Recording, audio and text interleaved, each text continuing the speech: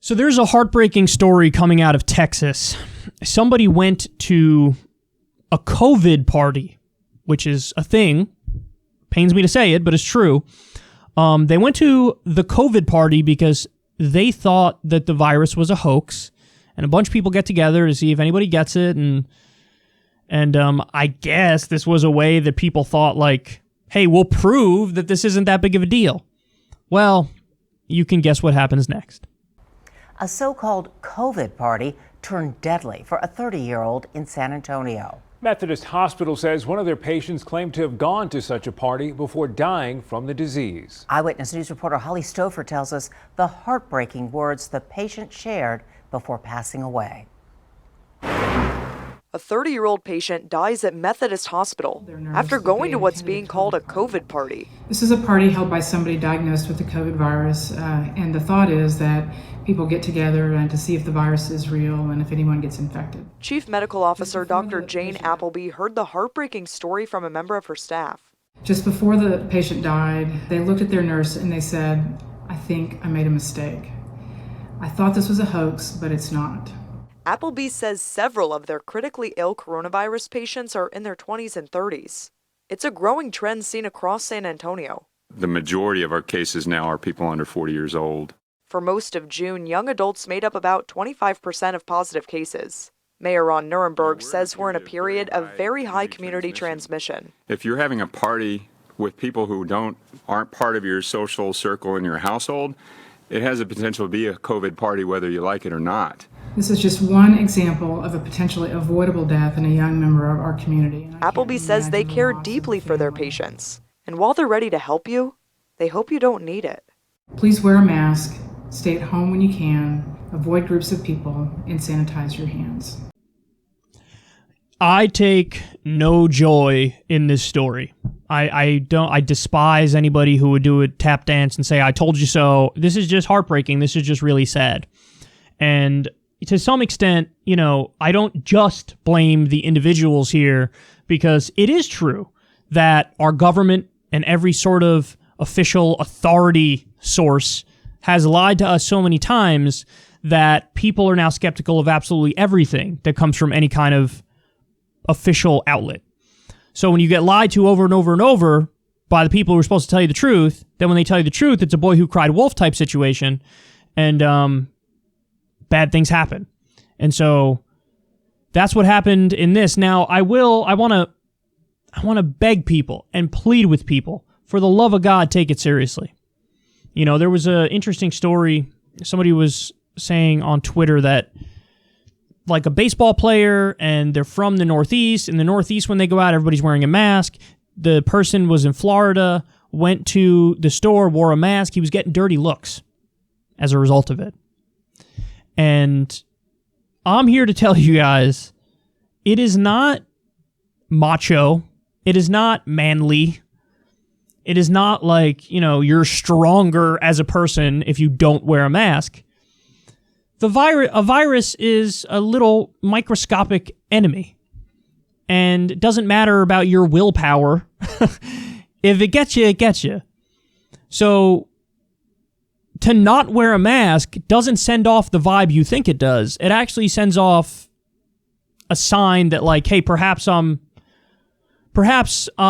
not as educated on this as I should be, and I'm putting it kindly, only saying that. Perhaps I'm ignorant on this front. That's the message it really sends off. So there should be no stigma associated with wearing a mask at all. In fact, if anything, the stigma should go in the opposite direction. That if you're going to a place where you are inside with a bunch of people, you gotta wear a mask, man. You gotta do it. Now, I've said this 1,000 times on the show, but I say it because it's true. Look at how Japan handled the COVID-19 pandemic. It wasn't perfect. I'm not saying it's perfect. But they had less than 1,000 deaths. And they had some minor shutdowns here and there in the economy, but not a full total shutdown like we've done.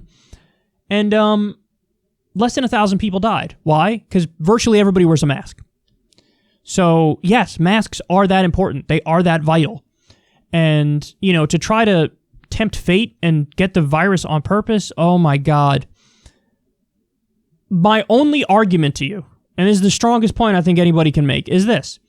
We have over 130,000 people dead in this country alone. What do you think? Do you think that those people aren't actually dead? That it's a total lie? That all of that was made up? Think about how large of a conspiracy that would have to be in order for that to be the case. Like, every segment, every level of society would have to be in on it. They would have had to fake scenes of giant frozen trucks outside of New York hospitals where they were putting dead bodies because they were overflowing in the morgues. They would have had to fake putting the trucks there and putting the bodies inside. People would have had to fake losing loved ones. This is not fake. This is not a hoax. This is as real as it gets. There are over 130,000 people who died. That's more than 2 Vietnam Wars for U.S. casualties. I believe it was 60,000 Americans who died in the Vietnam War. At what number would people say, you know what, clearly this isn't a hoax? How high would it have to go? 250,000? 1 million? Like, at what level would you say, damn, this is actually really serious? At what level? That's a genuine question. At what level would everybody say, like, okay, I mean, obviously, at that level, that's way too much. Because, you know, it is kind of wild to me that things have become so political and things have become so detached from reality that you do have a healthy chunk of society, use healthy ironically here, just denying that the virus either exists or denying that it's as bad as people say. Well, if it wasn't as bad as people said, then you wouldn't have 130,000 people dead. So it's dangerous. It's very, very dangerous, and take it as seriously as you possibly can. I'm genuinely saddened by this story. And there was another one, by the way. There's a doctor on Twitter who was kind of like going through a bunch of the people who died as a result of COVID. One of them was a woman in the South who had just a month earlier or so had written this long thing about how this is just a trial run for socialism to take over the country. And like, this is how they control you. Don't listen to them. This isn't what you think it is. And then a month later, she's dead from COVID. She didn't take it seriously. It's really sad stuff, man. It pains me that there's so many things that appear to be unanimous views in the rest of the world that for whatever reason here in the U.S., we got this contrarian streak where there's always going to be some large segment that's just like, no. And it doesn't matter how much evidence you present. They believe it as an article of faith that the contrarian position is correct. Don't be silly. Don't be silly.